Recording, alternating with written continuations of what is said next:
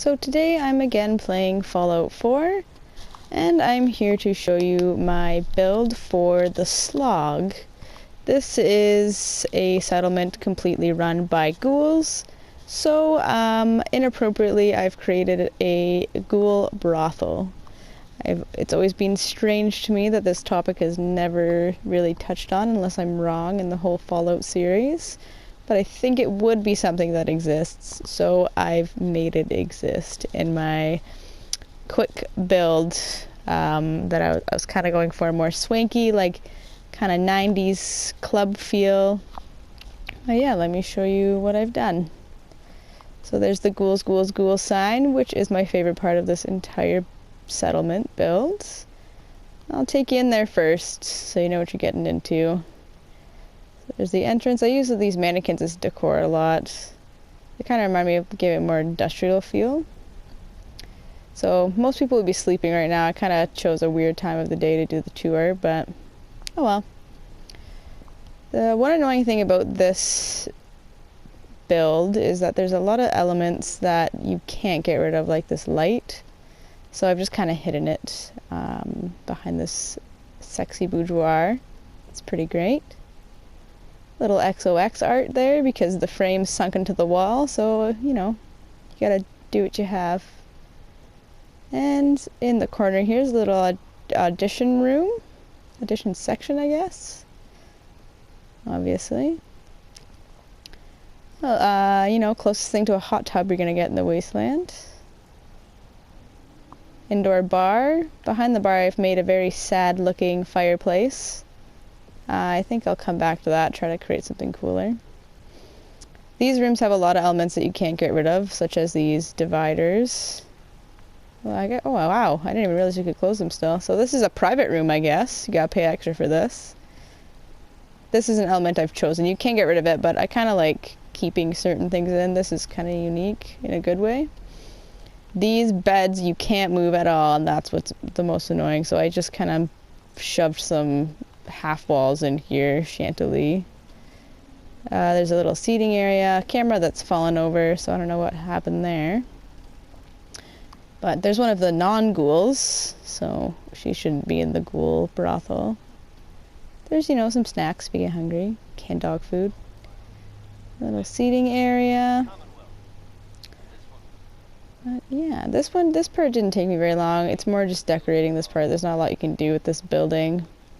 But I'll take you onto my on-the-water nightclub next, aptly named Wanderlust.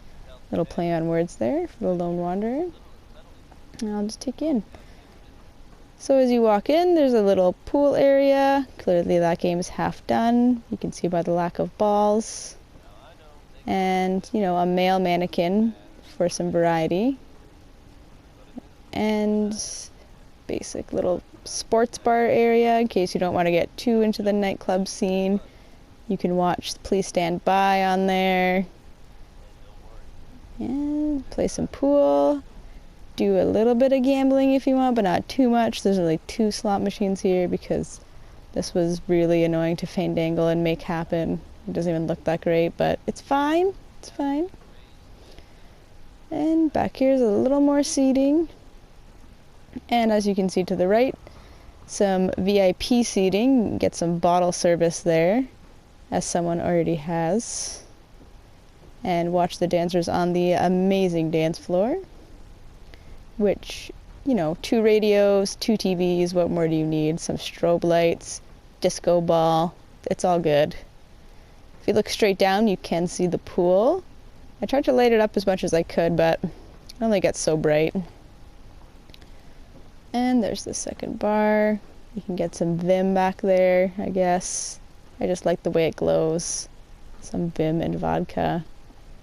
Classic wasteland combination. Upstairs is a little more VIP seating. The other mannequin that I put a mining helmet on, add a little lighting there. Yeah, another little bar. The good thing about having these little bars everywhere is that it really raises the happiness, which, you know, I don't care too much for, but it is nice to have. This is also the only place you can grow tar berries, so I've added a few of these around. So another variety mannequin there.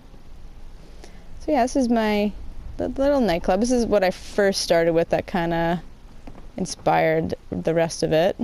As you can see, people are starting to wake up and drink because, well, I mean, come on.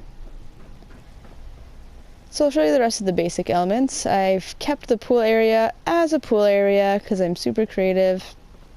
And also I like the unique feel you get. There's nowhere else, I don't think, that has a pool anywhere.